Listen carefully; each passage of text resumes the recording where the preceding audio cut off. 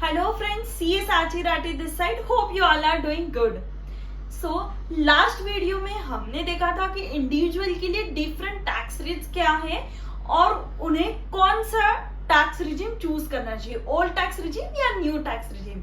But in this video हम ये देखेंगे कि अगर आप इंडिविजुअल हो या एचयूएफ हो या फिर आप कोई रेसिडेंट पार्टनरशिप फर्म हो, नॉट एन एलएलपी, और अगर आपका कोई स्मॉल बिजनेस है, एग्जिस्टिंग भी हो सकता है या आपने कोई नया चालू किया, इट इज येट स्मॉल, और उस केस में you are worried about how to comply with all the different requirements of the income tax department. So इससे हमें क्या करना चाहिए, so let's discuss it. Now coming from the compliances of the income tax department, so अगर आपका business income 2.5 lakh से ज्यादा है या फिर अगर आपके बिजनेस का टर्नओवर या ग्रॉस रिसीट्स 25 लाख से ज्यादा है तो आपको mandatorily books of accounts maintain करना पड़ेगा, and maintaining books of account is a tough task. और अगर आपका इनकम 2.5 लाख से ज्यादा है तो आपको कंपल्सरीली पूरा इनकम कंप्यूट करना पड़ेगा as per income tax rules,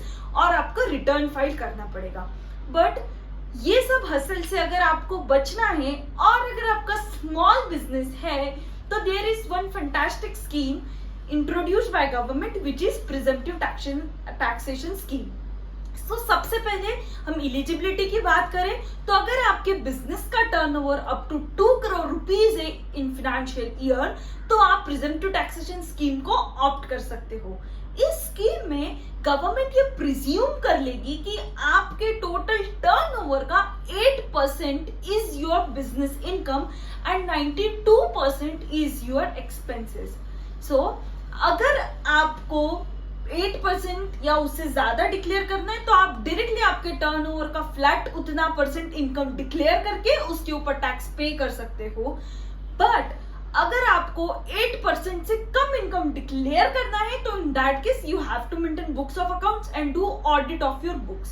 so let me give you one example कि अगर आप turnover is 60 lakh rupees, in that case if we calculate 8% of your turnover that is 60 lakhs तो it comes out to 4,80,000।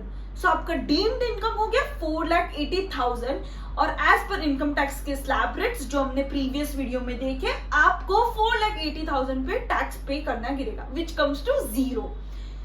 Now if you have income of say if you have turnover of say for example 80 lakh rupees, in that case अगर आप लेते हो 8% उसका तो वो आता है 6,40,000, और इस स्कीम में आप 80C 80D ये सारे डिडक्शंस भी ले सकते हो जो आते हैं चैप्टर 6A के अंडर।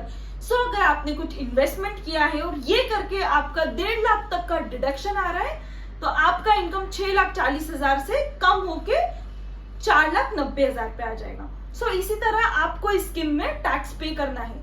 पर अगर ये स्कीम आप ऑप्ट करते हो तो आपको कंटिन्यू 5 साल तक इसी स्कीम के अंडर टैक्स पे करना होगा, और अगर आप 2 साल 8% इनकम डिक्लेयर करके उसके ऊपर टैक्स भरने के बाद में 3rd ईयर में आप चाहते हो कि मुझे अभी कम टैक्स पे करना है, मुझे अभी कम इनकम डिक्लेयर करना है, सो उस केस में आपको बुक्स ऑफ अकाउंट भी मेंटेन करना गिरेगा, ऑडिट भी करवाना गिरेगा, ना कि सिर्फ उस साल का, अगले 5 साल तक, और अगले 5 साल तक आप अगेन इस स्कीम के अंडर प्रॉफिट नहीं पे कर सकते हो। So to conclude the benefits of section 44AD that is presumptive taxation scheme, अगर आपका turnover of business 2 crore rupees तक है सो यू आर एलिजिबल। इसमें आपको फ्लैट 8% या उससे ज्यादा परसेंट पे आपका इनकम डिक्लेयर करके नॉर्मल इनकम टैक्स रेट्स के हिसाब से टैक्स पे करना है। 3rd, आपको बुक्स ऑफ अकाउंट्स मेंटेन नहीं करना है, and the 4th point is कि इनकम कंप्यूटेशन में कौन से एक्सपेंसेस अलाउड है, कौन से एक्सपेंसेस डिसअलाउड है, ये आपको चेक नहीं करना है बिकॉज आप फ्लैट 8% आपका इनकम डिक्लेयर करोगे। Now similar to this section एक और सेक्शन है 44AE जो सेक्शन है फॉर प्रोफेशन। जो लोग प्रोफेशनल सर्विसेज देते हैं, जिनको प्रोफेशनल इनकम होती है, उन लोगों के लिए अगर उनका टर्नओवर 50 लाख रुपए तक ही है तो वो अपने टर्नओवर का, अपने ग्रॉस रिसीट्स का डायरेक्टली 50% अपना इनकम दिखा सकते हैं। सो फॉर एग्जाम्पल अगर साल साल में किसी प्रोफेशनल सर्विस वालों का टोटल प्रोफेशनल रिसीट्स है 10 लाख रुपीस, तो उस केस में उनको पूरा इनकम कंप्यूट करने का जरूरत नहीं है.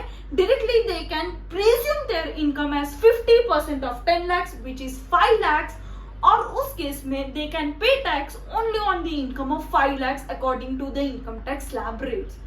आई hope you have find this video insightful. और अगर आप स्मॉल बिजनेसमैन हो तो अब आप जानते हो कि आपको टैक्स कौन से सेक्शन के अंडर पे करना है, ना कि पूरा कैलकुलेट करके. So stay tuned for such insightful videos. Please like, share and subscribe. Thank you. Bye.